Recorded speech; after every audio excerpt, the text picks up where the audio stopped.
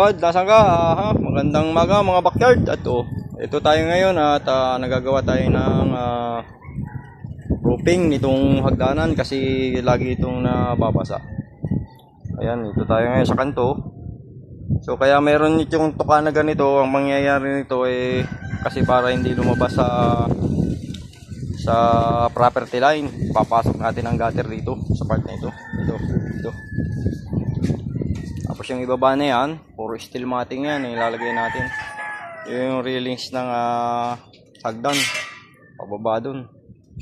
Ayun si Kagawad at busy sa pagliligpit ng pangkalakal. Parang kinukulang na yata sa panigarilyo.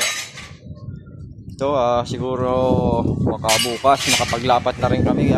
Inaabala tayo kasi ng mga pag-ulan.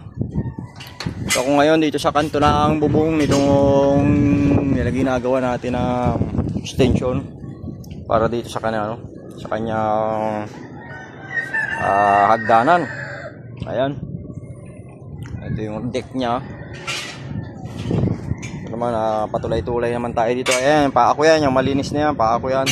So tayo sa gilid ng gutter, patulay-tulay tayo rito. Abang sinusubukan natin kung lumilibyog o hindi. Pero okay naman, matibay siya. Ayos. At ayan, naka-attach yan dyan sa mga pader nya. Ayan, naka-ulod dyan ng ayan connection sa wall. Hindi natin ikinabit dito sa span rail at baka pag bumagyo, makasama pa ito, mapahiya pa, madamay pa ito. Yun lang mga kabakyard at maraming salamat.